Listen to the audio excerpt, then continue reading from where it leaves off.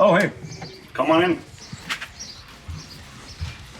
So, as you may already know, I'm the guitarist in LIVLØS, and I'm about to show you how a death metal artist lives in his grim old dungeon.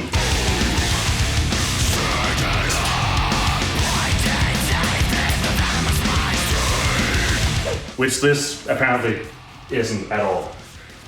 This is my living room. I like bright colors. I like to have lots of plants around me.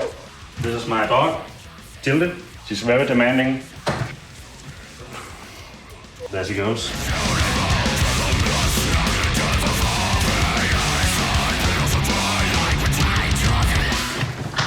Now we can be at peace, the two of us. Yeah, this is where I spend most of my time, right there on the couch. Not really, but a lot anyways. I like to have an acoustic guitar at hand at all times to always, you know, if something comes over me, like some sort of inspiration or anything, that's easily just at hand there, but also because I enjoy playing a lot of other stuff in metal, like, you know, old Irish folk music, country, whatevs. This is my kitchen. I really enjoy this. It's nice and open and a lot of space to do whatever needs to be done here. It has a great view of all my neighbors, so I can keep up with current events. And as you can see, not much is going on.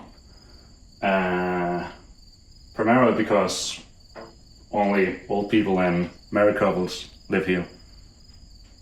So, this is my fridge. This is the inside of my fridge. As you can see, I have people coming over. And this is one of my favorite parts about the kitchen. The grain dispensers. Gotta have the oats, gotta have the granola, I'm guessing it's called. And you wanna have it easily accessible to you. You don't wanna unpack every time. So this is what you need to be doing.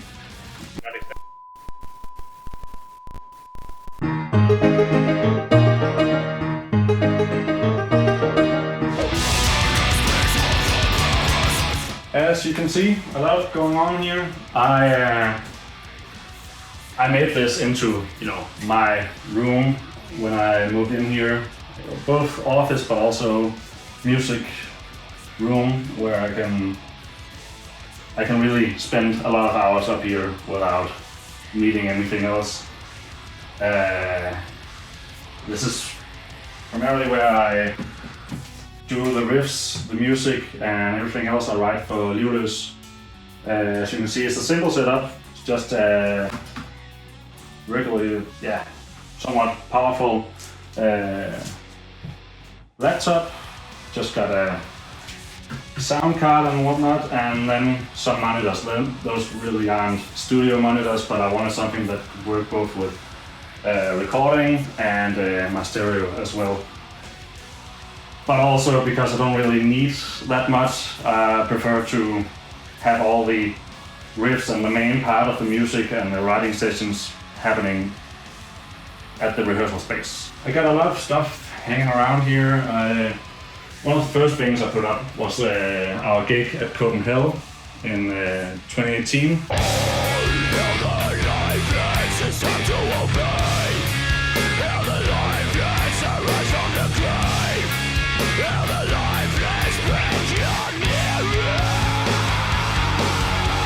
One of the band's very good friends, Napalm, he took this photo along with a lot of other photos that day.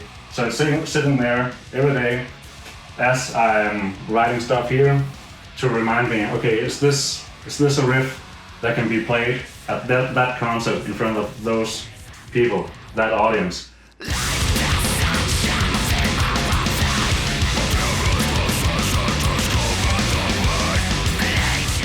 Over here we got the very first electric guitar that I ever got. As you can see, it's all dusty and got some very ratchet custom things done to it.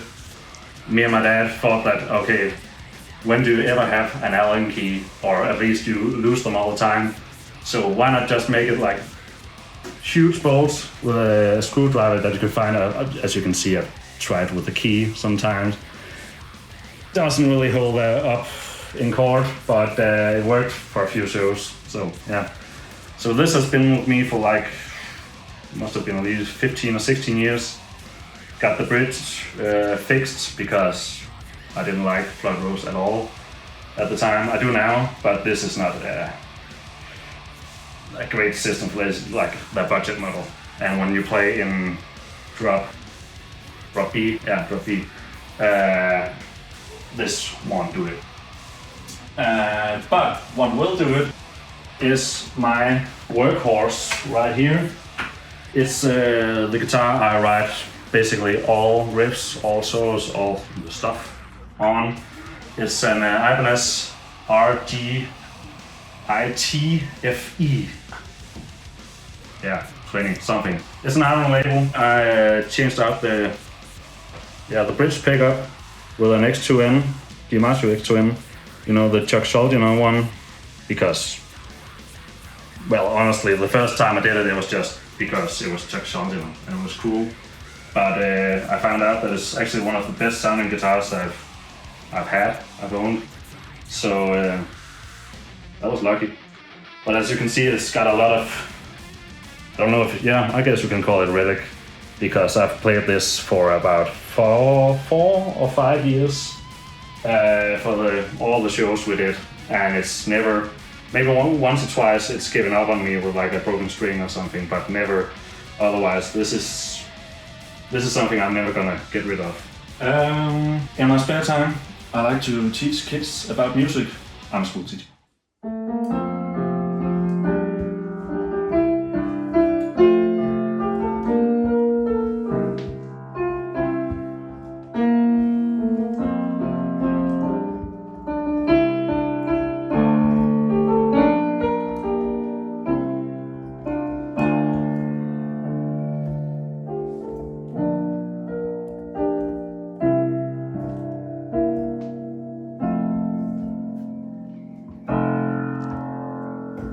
You can start laughing now and start. Over here I have the best part of the house. I would like to think is where I can relax and listen to my records.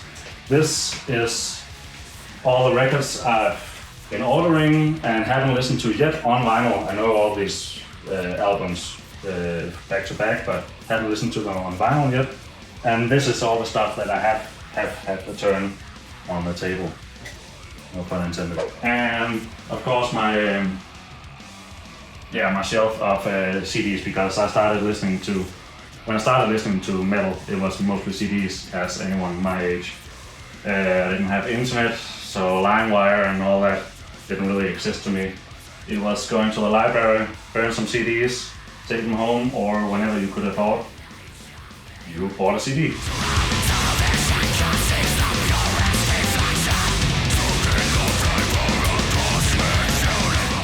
What else we got? Yeah, I decided to, whenever I got like a cool poster that I could take home where we played, and if the show really meant something to us, or to me at least, I would put it in a frame here. This was when our first headline show at a festival, Monogo's Metal.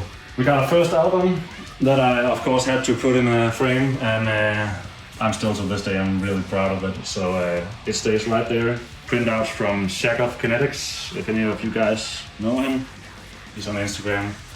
And then the first time we played Aalborg Metal Festival, you can see in great company, Iron Mortar, Destruction, Dark Funeral, all the greats. And as well as Nicholas's old band the day before. He played with them, with the old Dogo, and then we're right there, along with a lot of other Danish acts. But yeah, I think the most interesting part about this room right now, and for you guys maybe this is the artwork from our upcoming album out October 22nd. through Napalm Records.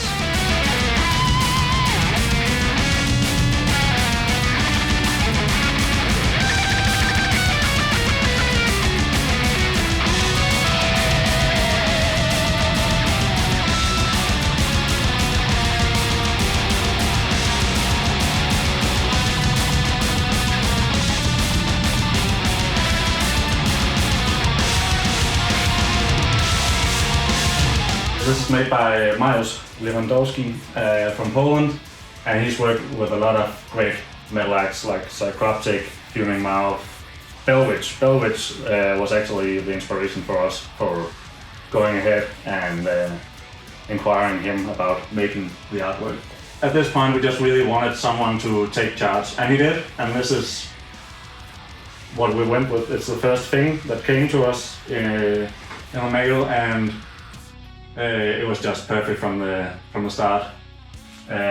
He got some lyrics to inspire him, and he got like 2 or 3 demo tracks, and this is what he came up with, and it fits perfectly with the title and the one on, because you know, all the people walking into the abyss or the unknown and so on and so forth. But I was so stoked about it that I decided to buy the painting from him, just because we all felt that it had to be owned, at least by, if not by the band, then by someone in the band. So I was like, I had some savings, and I really felt strongly that this needed to be, in one of our homes. But I would like to show you my playroom.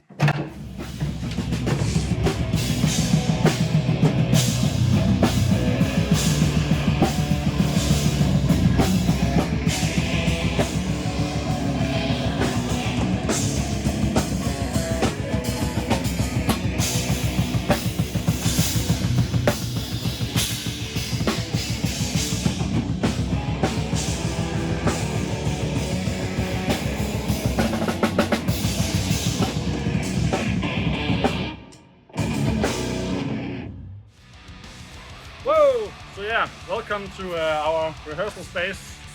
I think we're done for the day, so you can just say bye.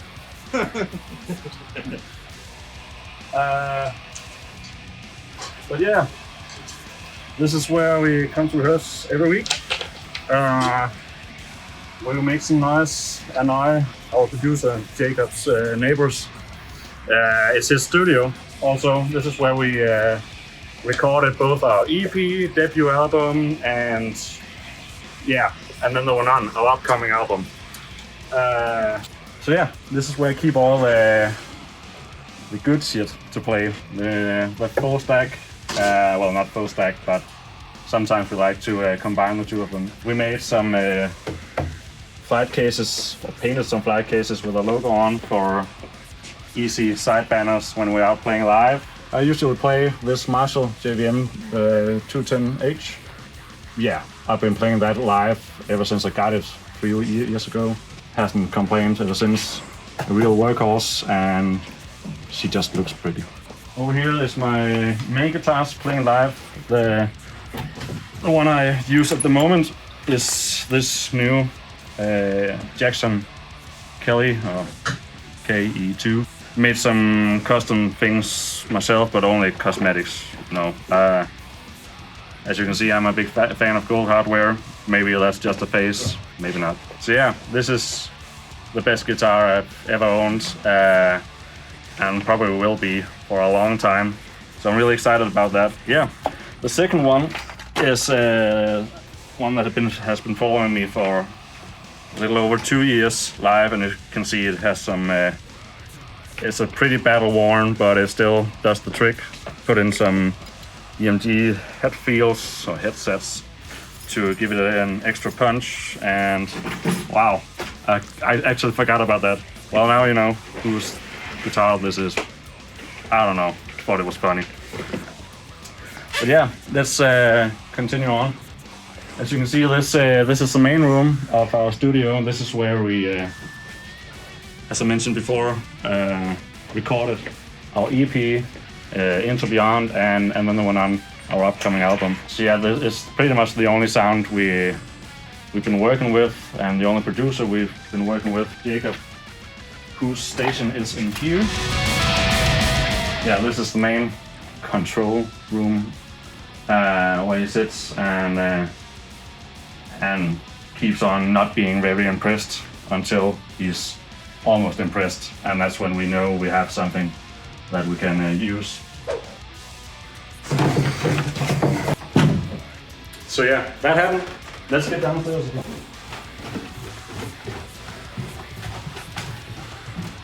Oh shit, we got a whole bunch of people. We got Thomas, our drummer, we got Kenneth on guitar, we got Trine, our manager, and we got Jacob, our producer. But yeah, as you can see, we are about to have a nice evening, slap some meat, and yeah, just get out of here. Get out. Don't mind them. Don't mind them. And come on, get out of here. Get there. Come on. All the way. And yeah, maybe not come back next time. See you on the road.